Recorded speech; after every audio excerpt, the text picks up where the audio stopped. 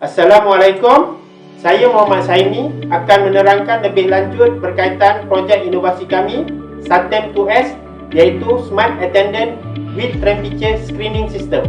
SATEM 2S memperkenalkan paradigma baru pemantauan kehadiran pelajar secara masa nyata menggunakan radio frekuensi identification yang bercirikan IR 440, iaitu berkonsepkan Internet of Things, serta dilengkapi dengan saringan suhu badan secara automatik dan sistem penggalan data berpusat yang dapat diakses secara dalam talian dengan hanya menggunakan web browser.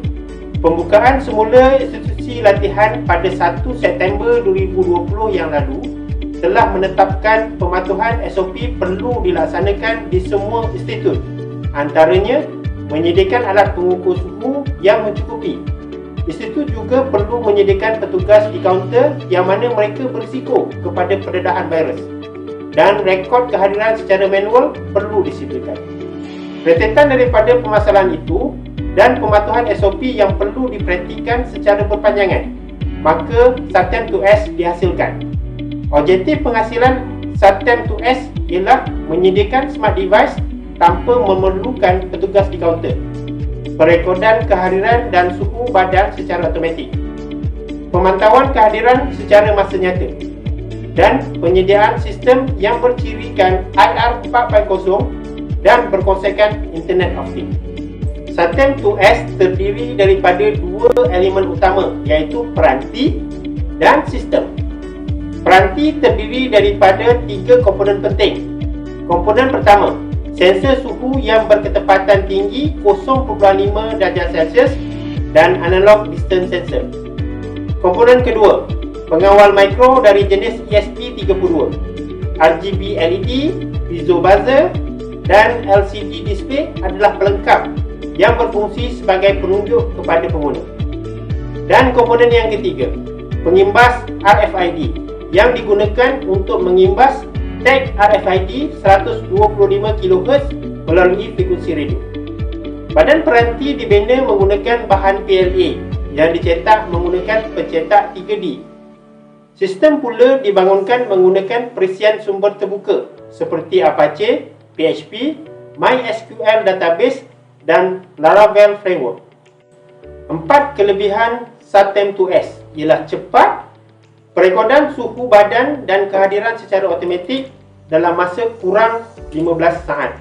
Mudah, sistem boleh diakses di mana sahaja, hanya menggunakan web browser, dan laporan juga boleh dicetak. Interaktif, ringkasan laporan berbentuk graf dan purata suhu dipaparkan di dashboard sistem. Jimat, dibangunkan sendiri menggunakan sumber terbuka dengan kepakaran teknologi yang dimiliki dan kos pembangunan yang minimum. Seterusnya, saya akan menerangkan berkaitan aplikasi penggunaan SATEM 2S. Peranti akan mula beroperasi sekiranya ada kehadiran pelajar pada jarak 10 cm dari sensor suhu. Buzzer akan berbunyi dan paparan jarak akan tertera pada LCD. Suhu akan direkod oleh peranti pada jarak 1.5 hingga 2 cm daripada sensor suhu. Jarak ini adalah penting bagi mendapatkan bacaan suhu yang tepat. Apabila suhu telah direkod, pelajar perlu mengimbas tag RFID di ruangan pengimbas. Peranti akan menghantar data suhu dan nombor identiti ke pengkalan data berpusat. Ini untuk memastikan data telah disimpan. Perkataan data recorded akan dipaparkan di LCD. Antara nilai komersial SATEM 2S ialah kos penyelenggaraan yang rendah. SATEM 2S juga boleh digunapakai di semua ILJTM. Malah ia boleh diperluaskan penggunaannya sebagai satu peranti perekodan pergerakan pelajar dan amat sesuai digunakan oleh semua institusi pendidikan. Impaknya adalah menjimatkan pembelajaran pembelian peranti, perisian dan kos upah untuk membangunkan sistem. Laporan dapat diselaraskan dan pemantauan lebih menyeluruh serta meningkatkan tahap disiplin pelajar. Penggunaan SATEM 2S dapat meningkatkan kualiti sistem pengurusan dan menempati norma baru. Sekian, terima kasih. #kita jaga kita.